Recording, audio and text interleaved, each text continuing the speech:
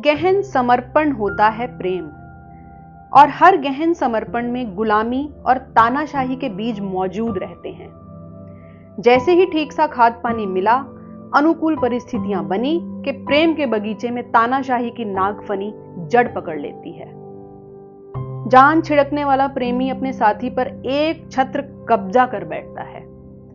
वो इसे अब भी प्रेम ही कहता समझता है, पर उसके प्रेम में इतनी शर्तें, इतने नियम, इतने वो, इतने ये क्यों नहीं, इतने वो क्यों नहीं, इतने यह कौन, इतने वो कौन, इतने सारे इतने आ जाते हैं कि प्रेम संबंध अब दोनों के लिए एक बोझ बन जाता है। फिर इस तानाशाही को ही प्रेम मानने और मनवाने में उलझ जाती है ऐसी प्रेम कथा।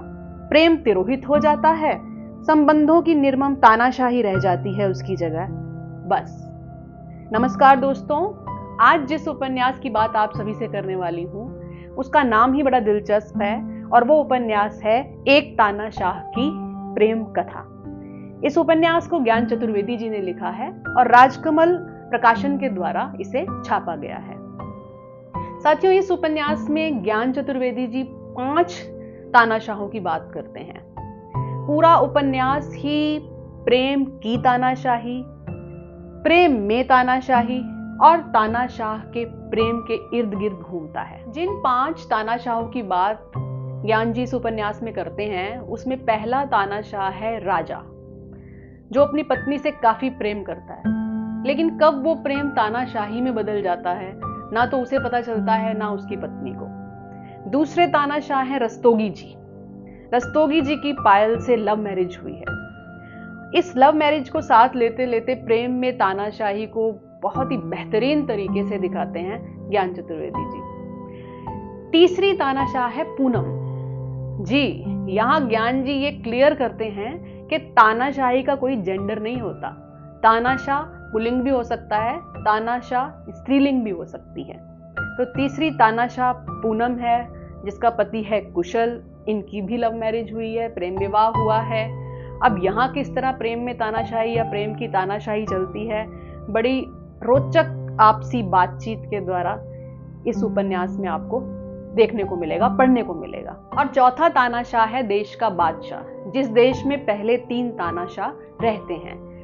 अब इस देश के बादशाह को लगता है कि उससे ज्यादा प्रेम तो देश को कोई कर ही नहीं सकता, और दुनिया में केवल एक ही तरह का प्रेम हो सकता है, वो है देश प्रेम। और इसी चक्कर में वो पूरे देश में प्रेम बंदी लागू कर देता है, यानी कि कोई भी इंसान किसी भी दूसरे इंसान से प्रेम नहीं कर सकता, किसी को भी प्रेम करने की इजाजत नहीं है। और इन 4 तानाशाहों के अलावा 5वां तानाशाह जो हर जगह विद्यमान है, वो है प्रेम, जो इन चारों तानाशाहों की जो सल्तनत है उसे कहीं ना कहीं तोड़ने की कोशिश करता है। इसीलिए प्रेम था, प्रेम है, प्रेम रहेगा। और अंत में कुछ और पंक्तियां इसी किताब में से। हर प्रेम अंततः तानाशाही में बदल सकता है, देश प्रेम भी। यह उन प्रेमियों की कथा है जो प्रेम में तानाशाह बन गए, प्रेम और तानाशाही में फर्क नहीं कर पाए। यह देश प्रेम के बहाने नफरत की तानाशाही कायम करने वाले तानाशाह की भी कहानी है, जो ना तो देश को समझा, ना प्रेम को, ना ही देश प्रेम को। इस किताब में आप कोई आम प्रेम कथा ना तलाशें, यह प्रेम के आगे की कहानी है। यह इस बात की भी चेतावनी है कि गहरा प्रेम किसी को भी तानाशाह बनने का जायज बहाना दे सकता है, गहरा देश प्रेम भी।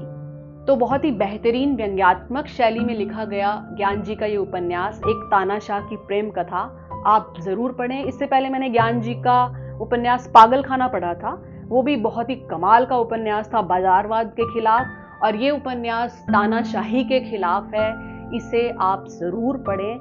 उम्मीद है आपको बहुत बहुत बहुत पसंद आएगा। मुझे तो बहुत पसंद आया। धन्यवाद।